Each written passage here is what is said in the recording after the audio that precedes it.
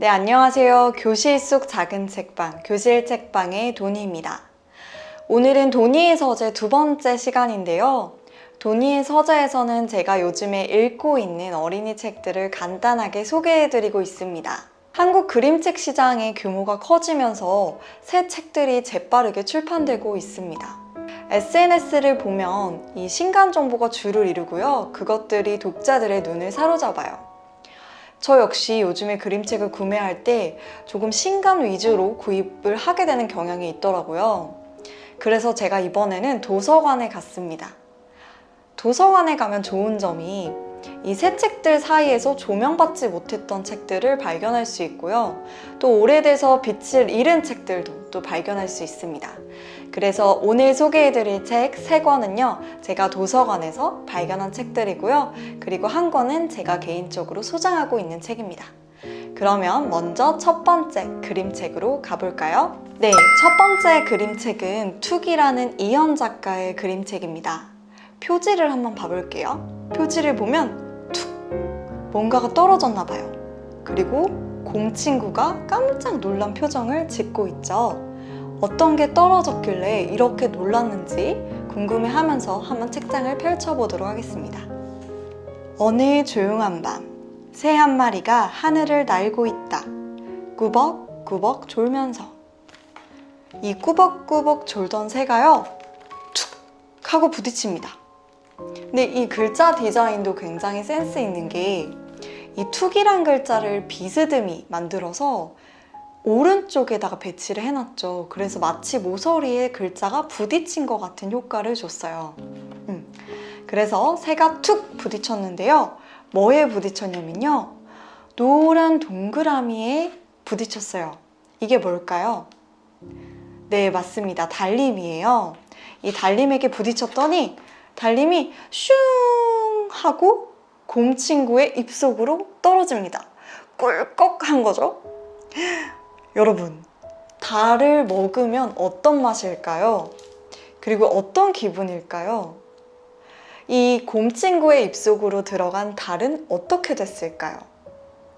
이 책은 달이 지상세계로 내려와서 세상 구경을 하고 다시 하늘로 돌아가기까지의 과정을 굉장히 재치있고 유쾌하게 담아냈어요.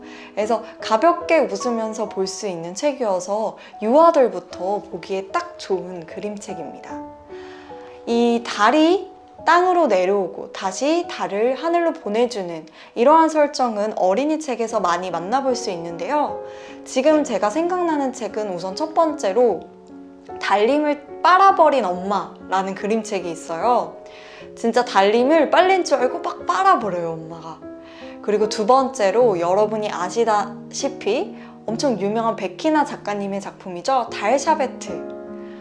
이 지구온난화로 뜨거워진 기후 때문에 달이 뚝뚝뚝뚝 녹아가지고 지상에 떨어져요. 그래서 그것들을 어떻게 다시 하늘로 되돌려 보낼 수 있는지를 다룬 그림책이에요. 마지막 세 번째는요, 달림을 위하여라는 그림책인데요. 이것도 한 소년이 화가 나서 찻잔을 던져버리는데 그걸 달림이 맞고 땅으로 떨어져 버리는 이야기예요. 네, 그래서 이렇게 달림을 가지고 소재로 한 이러한 그림책들도 함께 읽으신다면 더 재미있는 그림책이 될 것 같습니다. 네, 그러면 두 번째 그림책 소개 가보도록 하겠습니다. 네, 두 번째 그림책은요, 바로 이 책입니다. 백설공주와 77난쟁이. 이 책은요, 패러디 그림책이에요. 다비드 칼리 작가님 아시나요? 나는 기다립니다. 혹은 대단한 무엇, 이러한 굉장히 철학적이고 여운을 남기는 책을 쓴 작가인데요. 그 작가가 이번에는 패러디 그림책을 썼어요. 패러디라고 하면 어떤 원작의 인물, 사건, 배경을 변화시켜서 새로운 스토리를 짜내는 거죠. 예를 들어서 인물을 바꾼다고 했을 때 그 인물의 성별을 바꿀 수도 있고요. 그 인물의 성향이나 성격을 바꿀 수도 있죠. 또 그 인물의 외모를 바꿀 수도 있어요. 그런데 이 책에서는요, 인물의 수를 바꿔버립니다. 즉, 백설공주와 7난쟁이가 아니라요, 백설공주와 77난쟁이가 되는 거죠. 그러면 77난쟁이를 만난 백설공주는 어떻게 됐을지 책 속으로 들어가 보겠습니다. 백설공주와 77난쟁이. 옛날에 백설공주가 나쁜 마녀를 피해 숲속으로 도망쳤어요. 백설공주는 77난쟁이가 사는 집으로 숨었죠. 우리 집에 얼마든지 있어도 돼요. 대신 이따금 집안일 좀 도와줄래요? 착한 난쟁이들이 말했어요. 독특한 게 이 백설공주가 거대한 똥머리를 하고 있어요. 곧 백설공주는 난쟁이들과 사는 것이 쉽지 않겠다는 걸 알아차렸어요. 왜일까요? 네, 먼저 77명의 이름을 어떻게 다 외우겠어요? 이름이 정말 많아요. 소크라, 사이다, 코르넬리우스, 제랄도, 삼겹살, 바르두이, 자코탱, 이 77명의 난쟁이 이름을 다 외워야 합니다. 또요? 그리고 이 집에는 할 일이 엄청 많았어요. 우선 빨래 좀 보세요. 이 난쟁이들이 쓰는 모자가 깃발처럼 걸려있죠. 77개의 빨래라니. 그리고요, 77난쟁이의 수염을 또 다듬어 줘야 돼요. 한 명씩 이렇게 다듬어 주고 있어요. 이뿐만이 아니에요. 집안일을 해보신 분들이라면 아시겠지만 집안일은 정말 끝도 없습니다. 7명의 난쟁이까진 뭐 간신히 오케이. 하지만 77명의 난쟁이를 위한 집안일? 이 백설공주는 어떻게 했을까요? 원작에서는 백설공주가 이렇게 난쟁이 집에서 함께 살다가 마녀를 만나서 독사과를 먹게 되죠. 그리고 쓰러지게 됩니다. 그럼 난쟁이들은 유리간에 이 백설공주를 모시고 백설공주는 왕자의 키스를 받아서 깨어나게 되죠. 하지만요, 이 백설공주는 집안일에 지쳐버려서 정말 파격적인 결정을 내립니다. 이 원작을 완전히 비틀어버리는 설정에 정말 독자들은 웃으면서 책을 볼 수밖에 없어요. 너무나 재밌거든요. 그래서 이런 게 패러디 그림책의 매력이 아닌가 저도 싶었어요. 우리가 가정에서 한 사람이 독박으로 가정일을 했을 때의 그 고충을 이야기할 때 많이 등장하는 그림책이 앤서니 브라운의 돼지책이에요. 근데 그 돼지책과 더불어 이 집안일을 독박으로 하고 있는 이 백설공주의 책도 다룬다면 정말 재밌을 것 같아요. 그래서 백설공주와 77난쟁이 책도 추천드립니다. 자, 이번엔 세 번째 책으로 가볼까요? 네, 세 번째 책은요, 바로 이 책입니다. 서로를 보다 라는 윤여림 작가의 그림책인데요. 동물권을 이야기할 때 빠지지 않고 언급되는 그림책이에요. 뭔가 본질을 꿰뚫는 작가님이라고 저는 생각을 하는데요. 한번 그림책의 표지를 볼게요. 서로를 보다. 서로를 보려면 두 존재가 적어도 필요하잖아요. 제가 표지를 한번 보여드릴게요. 이렇게요. 네, 인간동물과 비인간동물이 있죠. 이 책은 인간동물과 비인간동물의 대화가 담겨 있는 책입니다. 그럼 책 속으로 한번 들어가 보겠습니다. 바람처럼 초원을 달리는 동물 치타. 네가 젖먹이 동물 가운데 가장 빠르다며? 1시간에 100km 속도로 달릴 수 있다니. 와, 멋지다. 그러니까 치타가 이야기하죠. 글쎄, 난 잘 모르겠어. 그렇게 달려보지 못했거든. 구름처럼 하늘을 나는 동물 쇠홍학. 너는 먹이가 많은 호수를 찾아 한 번에 몇 킬로미터씩 날아가는구나? 와, 대단해. 여기서는 먹이를 찾아다닐 필요가 없어. 그래도 가끔 날고 싶긴 해. 아무리 날갯짓을 해도 날 수 없지만. 이렇게 인간동물과 동물원 안에 있는 비인간동물이 대화를 해요. 아이는 본인이 TV나 책에서 본 자유로운 동물의 모습을 떠올립니다. 구속받지 않고 자연을 자유로이 누비는 아이들이요. 하지만 동물원에 있는 동물들은요, 이 아이가 생각하는 동물과는 전혀 다른 상황에 있죠. 그래서 아이는 그 사이에서 괴리감을 느낍니다. 이렇게 계속 반복되는 괴리감 속에서 마지막 장면에 인간 동물과 비인간 동물, 즉 우리 안에 있는 비인간 동물과 우리 밖에 있는 인간 동물이 서로를 바라봅니다. 그때 그 바라봤을 때, 마주했을 때 정말 뭔가 만감이 교차하더라고요. 뭔가 감정이 말로 표현할 수 없을 정도로 찜찜했어요. 인간이 도대체 뭐길래, 인간이란 존재가 얼마나 대단하길래 다른 동물들을 가둘 수 있는 권리를 갖는 걸까? 권리가 있다면 그 권리는 누가 준 거지? 이런 씁쓸한 의문들이 들더라고요. 가젤은 가젤답게, 치타는 치타답게, 인간은 인간답게 살 수 있는 세상이 오면 어떨까 싶었어요. 그래서 이 서로를 보다랑 같이 보면 좋을 비슷한 결의 그림책을 제가 또 보여드리려고 하는데요. 바로 이 책입니다. 이 책은 팝업 그림책이에요. 동물, 쉼표하고 원이라는 팝업 그림책인데요. 이 책은 다큐멘터리를 바탕으로 제작된 책이라서 다큐멘터리를 먼저 보고 이거를 감상을 하시면 더 좋을 것 같습니다. 다큐멘터리 동물원은요, 가족 다큐라서 아이들과 가정에서 함께 보시고요.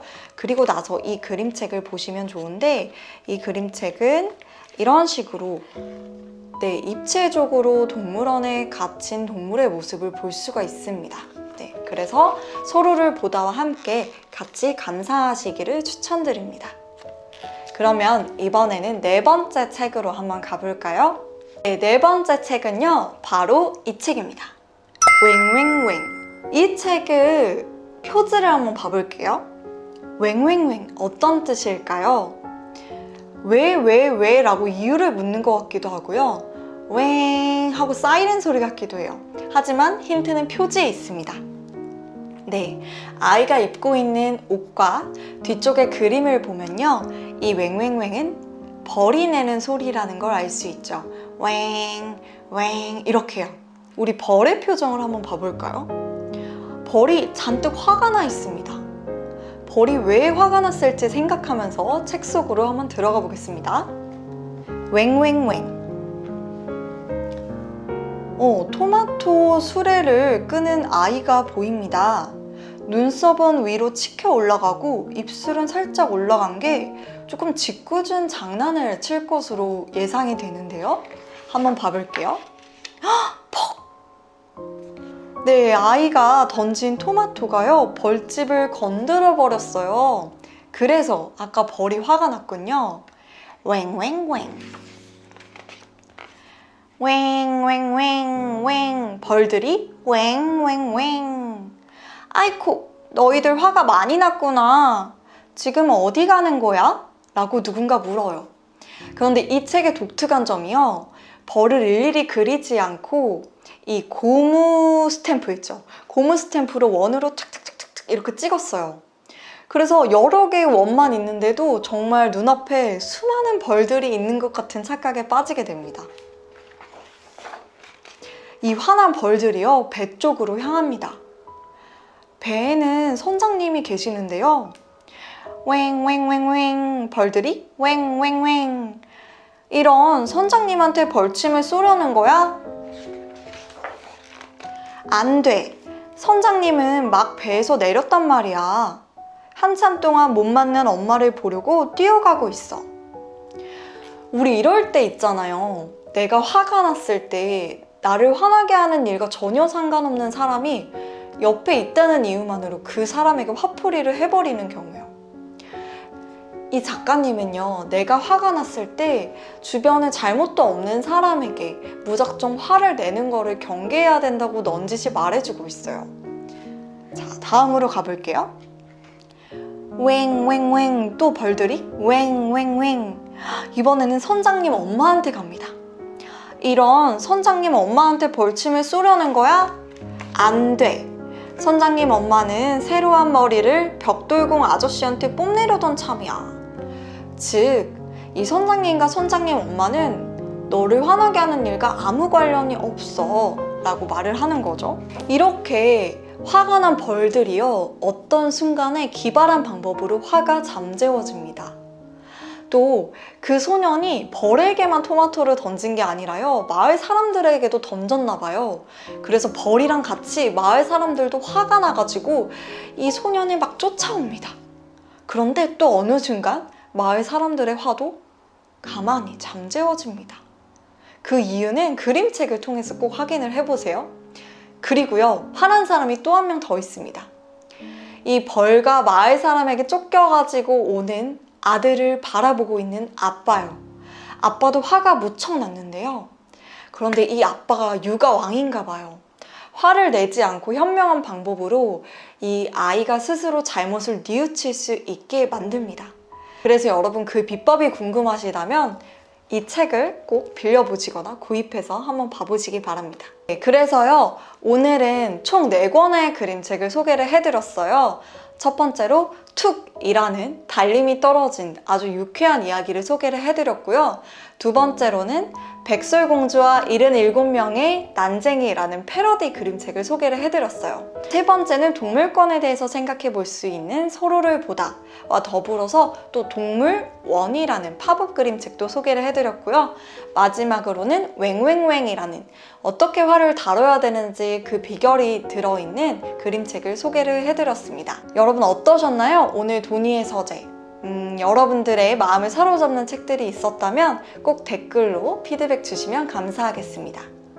오늘의 교실 책방 도니의 서재 여기까지고요. 다음번에도 더 알차고 또 재미있는 그림책 가지고 찾아뵙도록 하겠습니다. 여러분 감사합니다. 교실 책방